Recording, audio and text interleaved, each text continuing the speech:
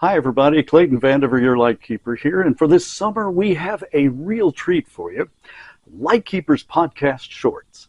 No, that's not a new clothing line. What it is short versions of some of our most popular episodes that we keep getting requests to show you again.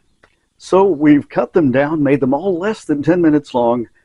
And here you go with part one of the Lightkeeper's Podcast Shorts.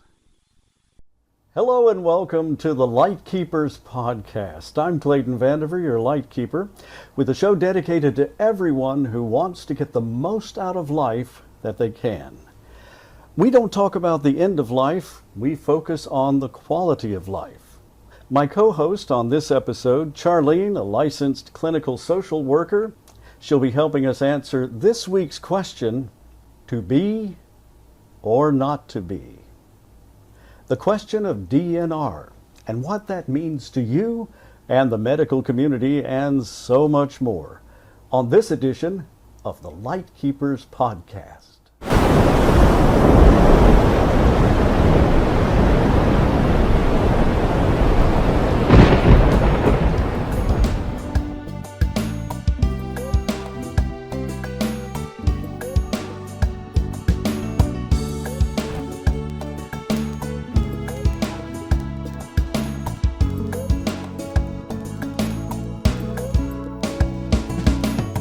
Before we start, I'd like to invite you to please leave your questions or comments below. We love to hear from you. This week's topic, DNR, an acronym that stands for Do Not Resuscitate. Once again with us is Charlene, a licensed clinical social worker who has a lot of great information about DNR for us. Hi, Charlene. Hi. Thank you for joining us this evening. My pleasure. And the first thing I guess we need to establish for our guests, for our listeners and viewers, is exactly what is DNR? That's a good question. So a do not resuscitate order is exactly what it sounds like. It's a medical order that has to be signed by an individual and that individual's physician, stating that that person does not want to be resuscitated if their heart stops. Now what this means is that if someone's heart stops, they will not receive CPR, defibrillation, anything like that to try to get their heart restarted. Now, not everyone can be a DNR, even if you want to be. Oh, okay. Not everyone can be. DNRs are usually reserved for individuals who are maybe elderly and frail, someone with a terminal illness. Sure. Not just anyone can get a do not resuscitate order just because they don't want their heart to be restarted if their heart stops. There has to be a good medical reason behind it. Well, that begs a very good question then. Why would someone not want to be resuscitated if they were injured or if they have a negative health event? Why is it so important to tell the medical community that you have a do not resuscitate? So there's a lot of important reasons. First of all, if you are someone who maybe has a terminal illness and you have that do not resuscitate order, you don't want to be resuscitated only to have to die again later. The reason it's so important for your medical team to know that you have that order is because without that order, the medical team, the medical community, they are required to do everything they can to keep you alive. Really? Yes. Okay. And so what that means is that unless you have a piece of paper in your medical chart that your doctor is aware of, don't assume doctors read charts, first of all. Okay, that's a good point. But you have to have a piece of paper in your chart that your medical team is aware of. Otherwise, if your heart stops, they're going to do chest compressions. They're going to do defibrillation, which is the electric shock. And there's a very good chance that you're going to be intubated and put on a ventilator. And that's the sticking point. That's what a lot of people don't want. Well, because those procedures would actually potentially do more harm than good if you indeed were close to the end of life anyway. They can actually hurt you. How much of an impact do they typically have when you have chest compressions and those sorts of procedures done? So chest compressions can be a very violent procedure.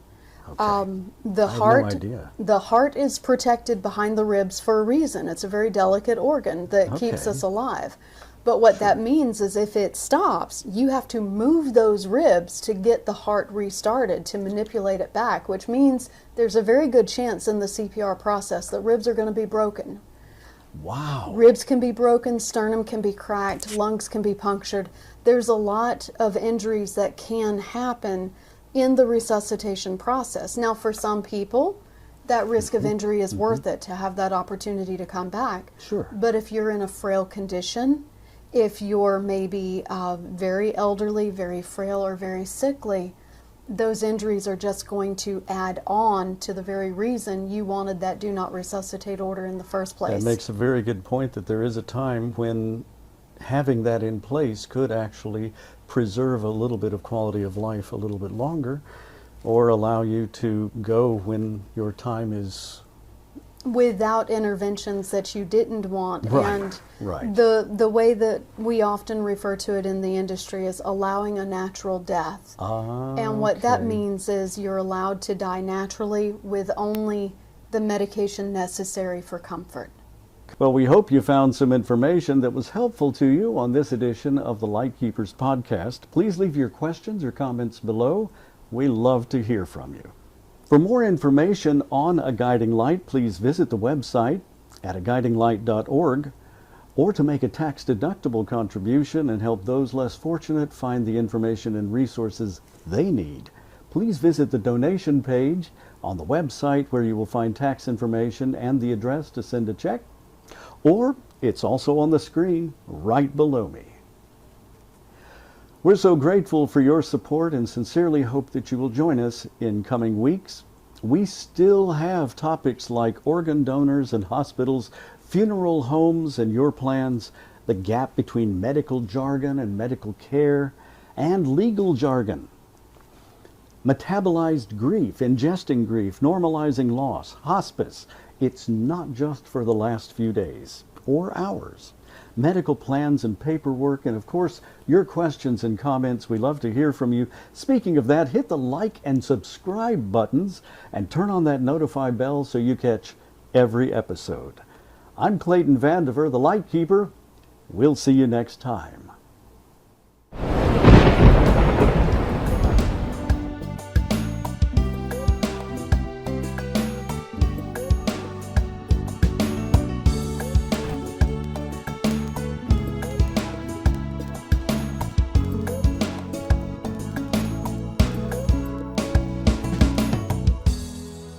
Stay tuned for part 2 of this special episode of Lightkeepers Podcast Shorts. Remember to subscribe. We'll see you next time.